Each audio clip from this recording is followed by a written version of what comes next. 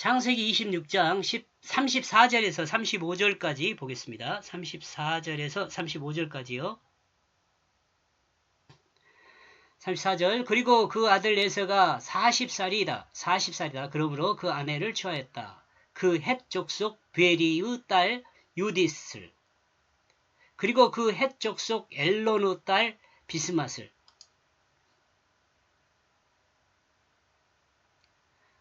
이삭의 아들 에서가 40살이 되었습니다. 이는 자신의 모습을 가졌다는 것이죠. 이제 아버지의 그늘에서 벗어났다는 말입니다. 아버지 이삭은 40에 결혼했죠. 이삭도. 에서도 40에 결혼하게 되었습니다. 이것은 이 도표는 에서의 그 아내와 관계된 아내들과 관계된 그 내용을 정리해 놓은 것입니다. 참고로 창세기 26장 34절에서 에서가 40살의 아내를 취하였는데 그 이름이 헷 족속 브에리의 딸 유딧, 그리고 헷 족속 엘론의 딸 비스맛. 예, 여기가 두 번째네요. 두 번째.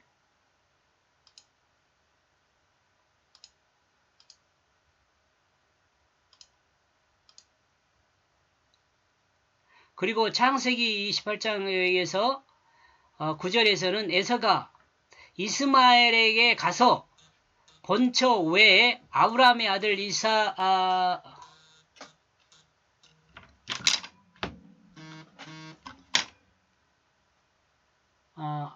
아브라함의 아들 이스마엘의 딸이요 느바요스의 누이인 말랄렛. 여기가 네 번째네요. 네 번째.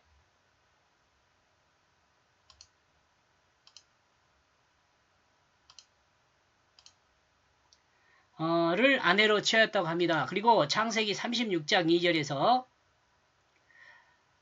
에서가 가나안 여인 중에서 그 아내 헷 족속 엘렌의 딸 아다를 또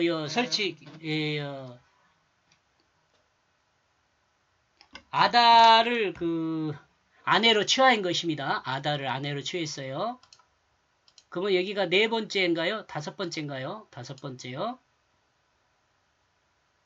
하나, 둘, 셋, 봐요.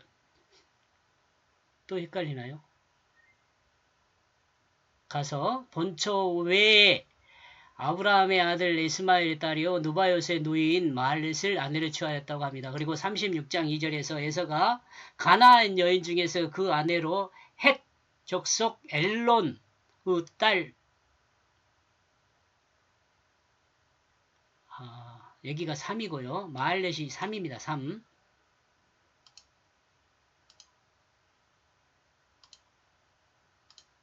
그 다음에 여기가 4네요. 4.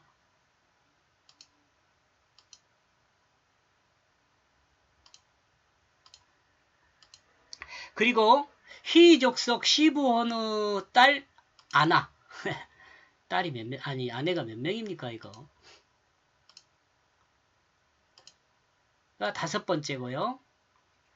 의 소생 아니네. 여기 아나의 소생 오홀리바마와 여기가 오홀리바마입니다. 오홀리바마 다섯 번째가 오홀리바마. 창세기 36장 3절에 느바요스 자매 이스마엘의 딸 비스맛을 아내로 취했다고 기록하고 있습니다. 비스맛 아까 이야기한 것 같은데. 그러면 6명인가요? 아이고 많네요.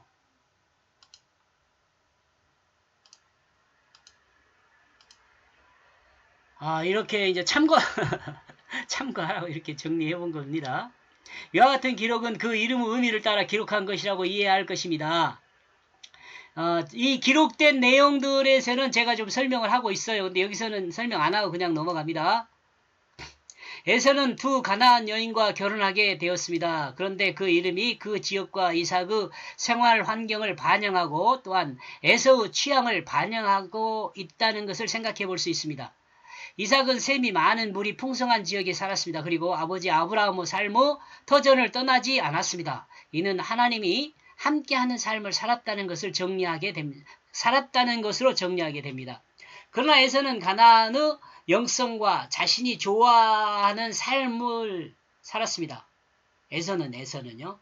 가나안의 영성과 자신이 좋아하는 삶을 살았어요. 이를 반영하는 이름이 비엘이의 딸 요딧과 엘론의 딸 바스맛입니다.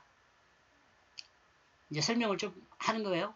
여기서 잠깐 요시단 이름을 알아보면 에브리의 셈 분수를 의미하는 단어입니다.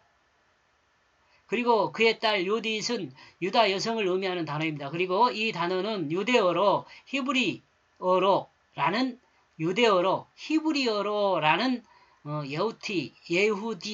예후디트와 동일한 단어라고 합니다. 그리고 예스디 곧 유다 족속의 여성형입니다. 이건 예스디는. 그리고 예후다는 유다를 말합니다. 유리한 단어로 유다를 말합니다. 이렇게 볼 때 이미 이삭의 때에 유다라는 이름이 나온다고 봅니다. 참 신기한 일입니다. 유다에 대한 부분을 암시하는 내용이 이미 나와 있습니다. 이런 점에서 성경은 하나님의 뜻을 계시한 하나님 말씀임을 우리가 다시 한번 생각하게 됩니다. 35절 그러므로 리브가와 이삭의 마음에 괴로움이 있다. 유대인들은 자신들이 하나님 백성이라고 선민이라고 말합니다. 그러나 본문을 생각하면 이미 이삭은 에서의 결혼을 두고 걱정하고 있습니다. 하나님을 붙들고 기쁨의 삶을 살고 있는 이삭과 리브가는 이로 인하여 괴로워하고 있습니다. 지금 어떻게 생각해 보면 그 가장 평안할 시기이거든요. 지금 이삭이 이때가.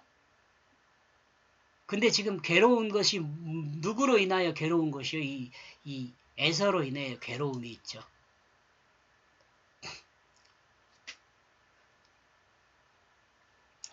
예수님은 유대인들인 자신들과 서기관들과 바리새인들을 향하여 괴로워했습니다. 하나님을 섬기고 있는 자들이 하나님의 뜻을 모르는 것을 보고 괴로워하는 것입니다. 이를 계시한 내용이 본문이라 생각합니다. 이러므로 아주 먼 미래에 대해 하나님은 이미 성경에 계시했다고 봅니다. 그러므로 만약 하나님 말씀을 공부하는 서기관들이나 하나님의 뜻을 온전히 이해했다면 서기관들이나 바리새인들이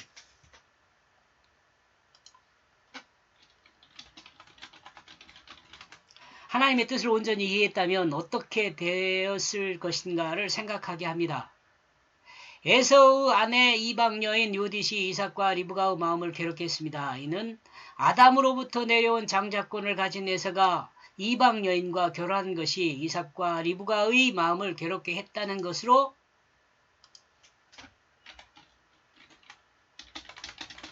볼 수 있습니다. 그러므로 이 이야기 안에 담아둔 하나님의 뜻은 하나님의 백성인 유대인이 하나님이 아닌 이방신을 섬길 것에 대해 괴로움을 표현한 것이라고 생각해 볼 수도 있습니다.